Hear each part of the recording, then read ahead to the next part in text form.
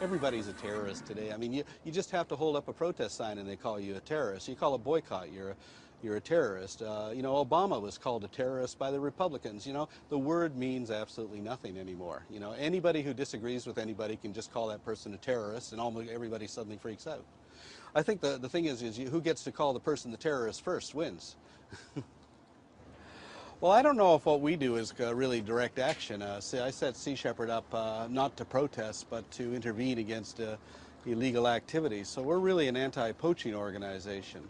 And everything we do, we take a particular international law and enforce it. Our oceans are dying. We've already removed 90% of the fish from the oceans, and we're continuing to exploit them. And in fact, they're investing in extinction. Mitsubishi has built warehouses, refrigerated warehouses, to store bluefin tuna in. The more bluefin tuna they get into the warehouses, the less there are in the ocean. The less there are in the ocean, the greater the value of the commodity in the warehouses. They're literally investing in extinction, because when they wipe out the bluefin, the only bluefin left will be a 10-year supply in a Mitsubishi warehouses, which they'll be able to set their price on, and they'll make billions of dollars. These people do not care. They only care about one thing: making money. You know, we shouldn't be protesting, we should be intervening. We should be trying to stop them from doing what they're doing, not saying, no, you can't do it. You say, you will not be doing it. And so you directly intervene. What we're doing with the Japanese whaling fleet is speaking the language they understand, profit and loss. We make sure that their losses exceed their profits. That's the only thing they understand. You're not going to reach them through education or through compassion. You're only going to reach them through their pocketbook. That's the only thing they will ever understand. Economics is always the key to any enterprise. Well, we sink vessels that are engaged in illegal activities, 2 in Iceland, 4 in Norway, 2 in South Africa, 1 in Portugal, 2 in Spain. Well, we don't sink ships with people on them. They're always empty. There's nobody on board the ships when we sink them. We've been doing what we've been doing since 1977, and that entire time I've never had anybody convicted of a felony, we've never been sued, we've never injured anybody, we've never had anybody injured. And that's, I think, because we have a strategy and rules of engagement. Our rules of engagement is we don't hurt anybody and we don't break any felony laws. But what we do is uphold international conservation law. So it's really having a well thought out plan which makes it work. I got some blue warrant put out by Japan, but doesn't mean anything. Nobody bothers me about it.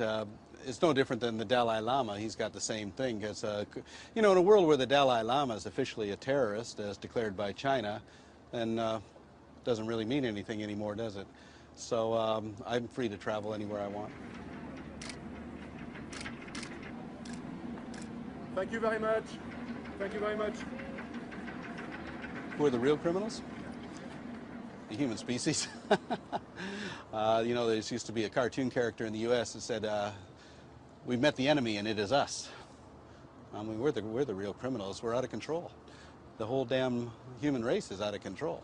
Too many people consuming too many resources, violating the basic laws of ecology, the law of diversity, that we need a diversity of species to survive. We need interdependence of those species. That's the second law, the law of interdependence. And third, the law of finite resources, that there's a limit to growth, a limit to carrying capacity.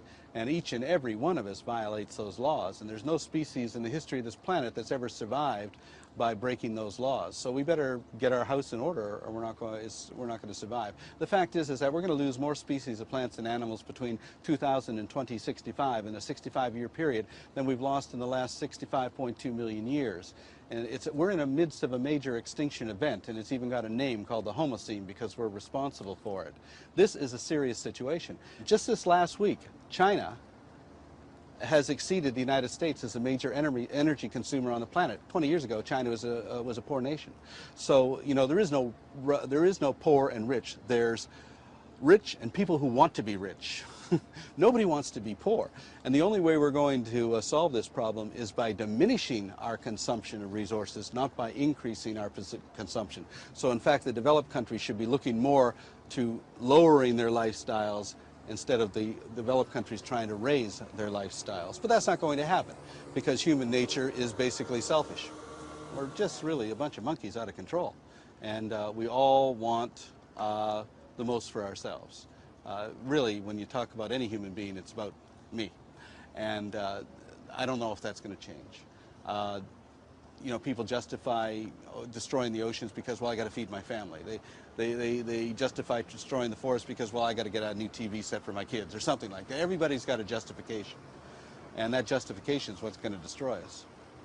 It takes 15 to 20 million years for the planet to recover from a major extinction event, but the planet has time. We don't.